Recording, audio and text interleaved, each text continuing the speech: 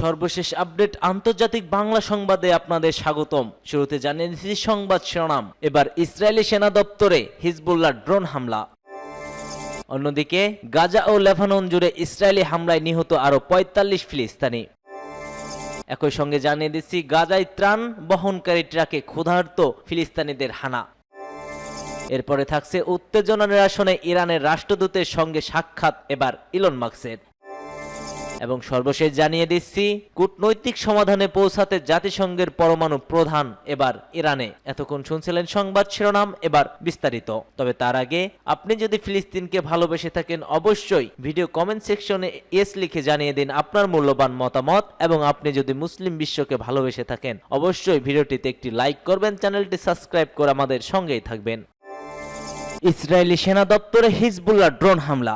এক বিবৃতিতে হিজবুল্লাহ বলছে ইসরায়েলের বাণিজ্যিক কেন্দ্র খাত তেল আবিবের ইসরায়েলি প্রতিরক্ষা বাহিনীর প্রধান কার্যালয়ে বিস্ফোরক বোঝাই ড্রোন হামলা চালানো হয়েছে। তবে এই হামলায় সেখানে কোনো ক্ষয়ক্ষতি কিংবা প্রাণহানি ঘটেছে কিনা তা সেই বিষয়ে বিশেষ কিছু জানায়নি হিজবুল্লাহ। ইসরায়েলের সামরিক বাহিনী বলছে লেবানন থেকে ছোড়া দুটি ড্রোন ও ৪০টি প্রজেক্টাইল বাধা দিয়েছে ইসরায়েলি বাহিনী। তবে লেবাননের সশস্ত্র গোষ্ঠীর এই হামলায় কোনো হতাহতের ঘটনা ঘটেনি। এছাড়া তেল আবিবের কোনো এলাকা লক্ষ্য করে এসব ড্রোন ও প্রজেক্টাইল ছোড়া হয়েছিল সেই বিষয়ে সুনির্দিষ্ট করে কোনো তথ্য জানায়নি ইসরায়েলের প্রতিরক্ষা বাহিনী আইডিএফ। হিজবুল্লাহ বিবৃতিতে বলা হয়েছে ইসরায়েলের কিরিয়া সামরিক ঘাঁটিতে প্রথমবারের মতো বিমান হামলা চালিয়েছে হিজবুল্লাহ যোদ্ধারা। কিরিয়া সামরিক ঘাঁটি ইসরায়েলের যুদ্ধ বিষয়ক মন্ত্রণালয় ও কর্মীদের সদর দপ্তর হিসেবে ব্যবহৃত করা হয়। একই সঙ্গে ইসরায়েলের যুদ্ধ ব্যবস্থাপনা ও বিমানবাহীর যুদ্ধ নিয়ন্ত্রণ ও তত্ত্বাবধান কর্তৃপক্ষের কার্যালয়ও সেখানে রয়েছে।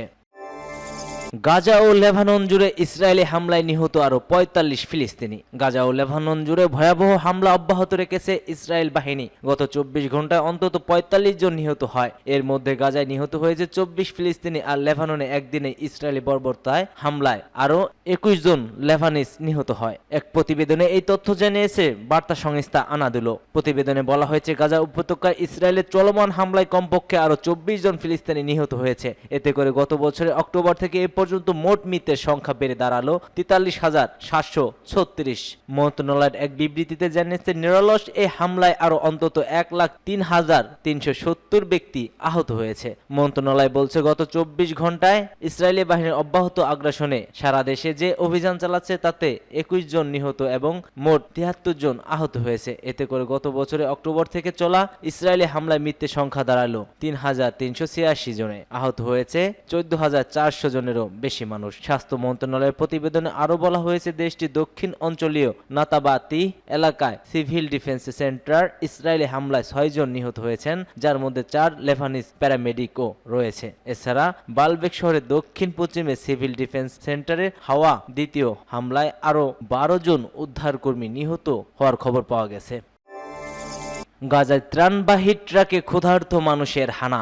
জাতিসংঘ বলছে গত মধ্য গাজার ত্রাণ বহনকারী ২০ ট্রাকের এক বহরের মধ্যে ১৪ ট্রাককে আক্রমণ এবং ত্রাণ চুরির ঘটনা ঘটেছে। এতে অন্তত ৩ জন চালক আহত হয়েছেন। এক প্রতিবেদনে এ খবর দিয়েছে আল জাজিরা। জাতিসংঘের মুখপাত্র স্টেফেন দুজারিক জানিয়েছে ত্রাণবাহী ট্রাকগুলো কিছু ফিম সীমান্ত এবং ক্রসিং দিয়ে দক্ষিণ গাজার খান ইউনিস দিয়ে প্রবেশ করছিল, কিন্তু দের আল বালাহা এলাকায় যাওয়ার আগেই আক্রান্ত মুখে পড়েছে তারা। তিনি বলেছেন হামলাটি আইন শৃঙ্খলা বিপর্যস্ত এবং ফিলিস্তিনি যোদ্ধা ও ইসরায়েলি বাহিনীর মধ্যে কোনো সংঘাত নয়। ডুজারিক বলেন গাজায় অব্যাহত মানবিক সংকট বৃদ্ধির কারণে কয়েক মাস ধরে আমরা গাজার ভেতরে এবং ভেতরে আরো স্থলপথ খোলার আহ্বান জানিয়ে আসছি, কিন্তু আমাদের আরো প্রবেশাধিকার এবং নিরাপত্তা আশ্বাসের পাশাপাশি আরো সরবরাহ প্রয়োজন, যাতে তারা দ্রুত গাজা জুড়ে বাস্তুচ্যুত সব মানুষের কাছে প্রয়োজনীয় সহায়তা পৌঁছানো যায়। জাতিসংঘের এই কর্মকর্তারা আরো বলেন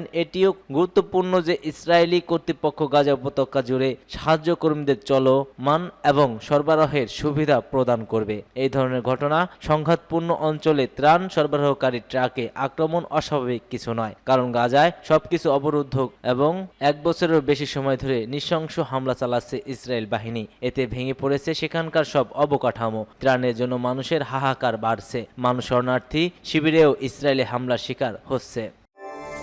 উত্তেজনা নিরসনে ইরানের রাষ্ট্রদূতের সঙ্গে সাক্ষাৎ এবার ইলন মাস্কের। যুক্তরাষ্ট্র ও ইরানের মধ্যকার চলমান উত্তেজনা নিরসনের পদক্ষেপ হিসেবে জাতিসংঘে নিযুক্ত ইরানের রাষ্ট্রদূতের সঙ্গে সাক্ষাৎ করেছেন যুক্তরাষ্ট্রের নবনির্বাচিত প্রেসিডেন্ট ডোনাল্ড ট্রাম্পের ঘনিষ্ঠ সহযোগী ইলন মাস্ক। মার্কিন সংবাদ মাধ্যম দ্য নিউ ইয়র্ক টাইমসের এক প্রতিবেদনে এমন তথ্য জানা গেছে। ইরানের একাধিক সূত্রের বরাত দিয়ে প্রভাবশালী এই সংবাদ মাধ্যমটি বলছে, বিশ্বের শীর্ষ ধনকুবের মাস্ক ও ইরানি রাষ্ট্রদূত আমির সাইদ ইরানভানির মধ্যকার এক বৈঠক ছিল ইতিবাচক। গত সোমবার একটি গোপন স্থানে আমির সাইদ ও ইলন মাস্কের মধ্যে 1 ঘন্টারও বেশি বৈঠক চলে। এ বৈঠকে অনুষ্ঠিত হওয়ার বিষয়টি ট্রাম্পের অন্তর্বর্তী দল বা জাতিসংঘের ইরানের মিশন তাৎক্ষণিকভাবে নিশ্চিত করেনি। আর ইরানের মিশন বলছে এ নিয়ে তাদের বলার কিছু নেই। ইরানের রাষ্ট্রদূতের সঙ্গে মাস্কের বৈঠকের এ খবর যদি নিশ্চিত হয়ে থাকে, তবে ট্রাম্প যে দেশটির সঙ্গে সম্পর্ক স্বাভাবিক করতে কূটনৈতিক তৎপরতায় জোর দিচ্ছে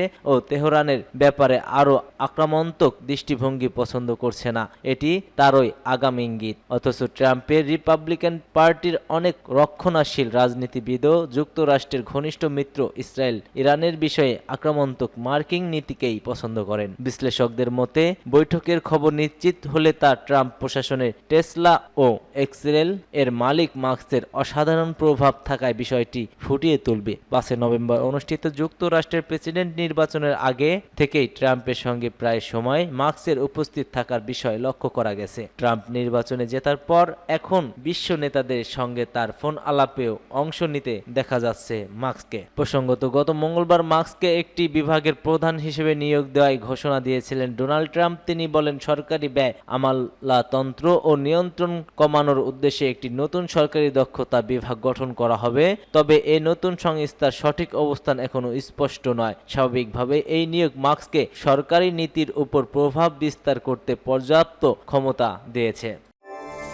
কূটনৈতিক সমাধানে পৌঁছাতে জাতিসংঘ পরমাণু প্রধান এবার ইরানে। আন্তর্জাতিক আণবিক শক্তি সংস্থার প্রধান রাফায়েল গ্রিস ইরানের শীর্ষ কূটনৈতিকদের সাথে পারমাণবিক বিষয় জরুরি আলোচনার জন্য দেখা করেছেন। যুক্তরাষ্ট্রের নবনির্বাচিত প্রেসিডেন্ট ডোনাল্ড ট্রাম্প দায়িত্ব গ্রহণের কয়েক সপ্তাহ আগে বৃহস্পতিবার এই সাক্ষাৎ হলো তাদের। হোয়াইট হাউসে তার প্রথম মেয়াদের সময় ট্রাম্প একটি নীতির প্রবক্তা ছিলেন, যা সর্বোচ্চ চাপ হিসেবে অভিহিত, যাতে যুক্তরাষ্ট্রের তরফ থেকে ইরানের উপর ঢালাও অর্থনৈতিক নিষেধাজ্ঞা আরোপ করা হয়। এটি 2015 সালের ঐতিহাসিক পরমাণু চুক্তির অধীনে প্রত্যাহার করা হয়েছিল। বুধবার রাতে গ্রিস তেহরানকে দিয়ে পৌঁছানো আশা করা হচ্ছে তিনি সেখানে সে দেশের পারমাণবিক ও রাজনৈতিক শীর্ষ কর্মকর্তাদের সঙ্গে আলাপ আলোচনা করবেন বলে জানিয়েছেন ইরানের সরকারি বার্তা সংস্থা IRNA। ইরানের পররাষ্ট্রমন্ত্রী আব্বাস আরাকচির সাথে তার বৈঠককে গ্রিস এক্সে দেওয়া